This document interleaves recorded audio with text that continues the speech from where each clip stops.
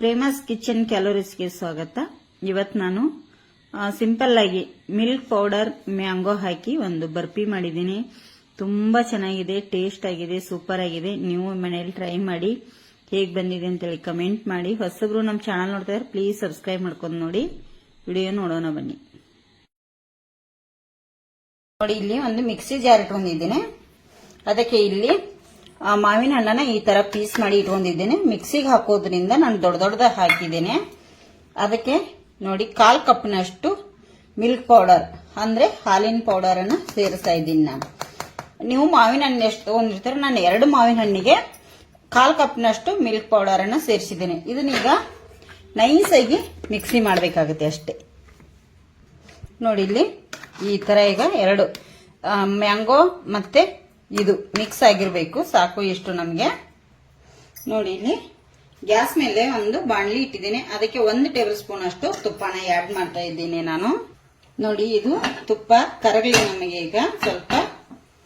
ನೋಡಿ, ನೀಟಾಗಿ ಕರಗ್ತಾ ಇದೆ. ಮಿಕ್ಸಿ ಮಾಡಿಟ್ಟಿರೋಂತ ಮಿಲ್ಕ್ ಪೌಡರು ಮತ್ತೆ ಮ್ಯಾಂಗೋನ ಇದಕ್ಕೆ ಸೇರಿಸ್ತಾ ಇದ್ದೀನಿ. ಎಲ್ಲ ಇದಕ್ಕೆ ಹಾಕೊಂಡ್ಬಿಡಿ. ನೋಡಿ, ಈಗ ಇದನ್ನ ತುಪ್ಪದಲ್ಲಿ ಮಿಕ್ಸ್ ಮಾಡ್ಕೊಳ್ಳಿ. ಗ್ಯಾಸ್ ಅನ್ನ ಸ್ಲೋ ಉರಿಯಲ್ಲೇ ಇಟ್ಕೊಳ್ಳಿ. ಇದನ್ನೀಗ ತುಪ್ಪದಾಗ ಚೆನ್ನಾಗಿ ಮಿಕ್ಸ್ ಮಾಡ್ಕೊತೀನಿ. ಇದು ಮಿಕ್ಸ್ ಆಗುವಾಗಲೇ ಇದಕ್ಕೆ ಸಕ್ಕರೆ ಕೂಡ ಹಾಕೊಳ್ಳಿ.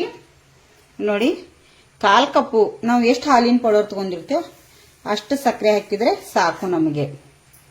ನಾನು 1/4 ಕಪ್ ಸಕ್ಕರೆ ತಗೊಂಡಿದ್ನೆಲ್ಲ 1/4 ಕಪ್ಪು ಹಾಲಿನ ಪೌಡರು ಸಮ ಪ್ರಮಾಣದಲ್ಲಿ ತಗೊಂಡಿದ್ದೇನೆ. ಜಾಸ್ತಿ ಸ್ವೀಟ್ ಆದ್ರೆ ಮತ್ತೆ ಇದನ್ನ ನಮಗೆ ತಿನ್ನೋದಕ್ಕೆ ತುಂಬಾನೇ ಕಷ್ಟ ಆಗುತ್ತೆ. ಅದಕ್ಕಾಗಿ ನೋಡಿ, ಈಗ ಇದನ್ನೆಲ್ಲ ನಾನೀಗ ಚೆನ್ನಾಗಿ ತುಪ್ಪದೊಟ್ಟಿಗೆ ಮಿಕ್ಸ್ ಮಾಡ್ಕೋತೇನೆ. ನೋಡಿ, ಈಗ ಎಲ್ಲ ಮಿಕ್ಸ್ ಆಗಿದೆ. ಇದು ಗಟ್ಟಿ ಆಗೋವರೆಗೂ ನಾವು ಕೈ ಬಿಡದೆ ತಿರುಗಿಸ್ತಾ ಹೋಗ್ಬೇಕು. ಆದಷ್ಟು ಇದನ್ನ ನಾನ್ ಸ್ಟಿಕ್ ತವಾದಲ್ಲೇ ಮಾಡ್ಕೊಳ್ಳಿ ನೀವು. ನೋಡಿ, ಇದು ಆದಷ್ಟು ಗಟ್ಟಿ ಆಗುತ್ತೆ ಬೇಗ. ಹಾಲಿನ ಪೌಡರ್ ಹಾಕಿರ್ತೀವಲ್ಲ, ಸ್ವಲ್ಪ ಬೇಗನೆ ಗಟ್ಟಿ ಆಗುತ್ತೆ. ಕೈ ಬಿಡ್ಲಾರ್ದೆ ತಿರುಗಿಸ್ಕೊಳ್ಳಿ, ಚೆನ್ನಾಗಿರುತ್ತೆ. ನಿಮಗೆ ಶುಗರ್ ಇನ್ನೂ ಬೇಕನ್ಸಿದ್ರೆ ಹಾಕೊಳ್ಳಿ. ಒಂದು 3-4 ಪದಾರ್ಥದಿಂದನೇ ಆಗುತ್ತೆ ಇದು ಬರ್ಫಿ. ತುಂಬಾ ಚೆನ್ನಾಗಿದೆ. ಮಣ್ಣು ಒಂಥರ ಮಾಡಿ ಹಾಕಿದೆ ಸಿಂಪಲ್ ಆಗಿ. ಇದು ಒಂಥರ ಮಿಲ್ಕ್ ಪೌಡರ್ ಹಾಕಿ ಮಾಡಿ ತೋರಿಸ್ತಾ ಇದ್ದೀನಿ ನಿಮಗೆ. ನೋಡಿ, ಎಷ್ಟು ಗಟ್ಟಿ ಆಗ್ತಾ ಬಂತು, ತಳ ಬಿಡ್ತಾ ಬಂತಲ್ಲ. ಇನ್ನೂ ಸ್ವಲ್ಪ ಗಟ್ಟಿ ಆಗಕ್ಕಿದು ಚೆನ್ನಾಗಿ. ನೋಡಿ, ಇನ್ನೂ ಸ್ವಲ್ಪ ಗಟ್ಟಿ ಆಗಲಿ. ನಾನು ಇದನ್ನ ಇನ್ನೊಂದು 5 ನಿಮಿಷ ಬೇಯಿಸ್ಕೊತೇನೆ. ಫ್ರೆಂಡ್ಸ್, ಇದಕ್ಕೆ ಒಂದು ಚಿಟಿಕೆ ಅಷ್ಟು ಏಲಕ್ಕಿ ಪೌಡರ್ನ ಹಾಕ್ತೇನೆ. ಇದು ಆಪ್ಷನಲ್, ನಿಮ್ಗೆ ಬೇಕಂದ್ರೆ ಹಾಕೊಳ್ಳಿ, ಬೇಡಾದ್ರೆ ಬಿಡಿ. ಹಾಕೊಂಡ್ರು ಚೆನ್ನಾಗಿರುತ್ತೆ, ಇಲ್ಲಾಂದ್ರೆ ಬಿಟ್ಬಿಡಿ ಬರ್ಫಿಗೆ ಅಲ್ವಾ, ನಿಮ್ ಇಷ್ಟ. ನೋಡಿ, ಈಗ ಗಟ್ಟಿ ಆಗ್ತಾ ಬಂತು. ಇದು ಆರ್ಬೇಕು. ನಾನು ಇದರಲ್ಲೇ ಬಿಟ್ಬಿಡ್ತೇನೆ. ಇದು ಆರ್ಲಿ. ಈಗ ಚೆನ್ನಾಗಿ ಮಿಕ್ಸ್ ಆಗಿದೆ ಎಲ್ಲ. ಇದೆಲ್ಲ ಆರ್ಬೇಕು. ಆರಿದ ನಂತರ ನಿಮ್ಗೆ ತೋರಿಸ್ತೇನೆ ಹೇಗ್ ಬಂದಿದೆ ಅಂತ ಹೇಳಿ. ನೋಡಿ, ಈಗ ಇದು ಚೆನ್ನಾಗಿ ಆರಿ ನೋಡಿ ಎಷ್ಟು ಗಟ್ಟಿಯಾಗಿದೆ. ನಮ್ಗೆ ಕೈ ಹಿಡಿಲಿಕ್ಕೆ ಬಂದ್ರೆ ಸಾಕು. ಈಗ ಇದನ್ನ ಇಲ್ಲಿ ಒಂದು ತಟ್ಟೆ ಮೇಲ್ಗಡೆ, ಒಳಗಡೆ ಎಲ್ಲ ಮೇಲ್ಗಡೆ ತುಪ್ಪ ಸವರಿ ಎತ್ತಿ ಇಟ್ಕೊಂಡಿದ್ದೇನೆ. ಇಲ್ಲಿ ತಟ್ಟೆಗೆ ತುಪ್ಪ ಸವರಿ ಇಟ್ಕೊಂಡಿದ್ದೇನೆ. ನೋಡಿ, ಇದನ್ನ ಕೈ ಹಿಡಿಲಿಕ್ಕೆ ಬಂದ್ರೆ ಇಷ್ಟು ಸಾಕು ನಮಗೆ. ನೋಡಿ, ಈ ತರ ನಿಮಗೆ ಯಾವ ಸೇಪ್ ಅಲ್ಲಿ ಬೇಕು ಕೈಯಿಂದನೇ ಮಾಡ್ಕೊಳ್ಳಿ, ಚೆನ್ನಾಗಿ ಬರುತ್ತೆ ಬರ್ಫಿ. ನಾನೀಗ ಇದನ್ನ ಒಂದು ಕರೆಕ್ಟ್ ಆಗಿ ಒಂದು ಸೇಪ್ ಅಲ್ಲಿ ಮಾಡ್ಕೋತೇನೆ, ಇದನ್ನ ಸ್ಕ್ವೇರ್ ಆಕಾರಲ್ಲಿ.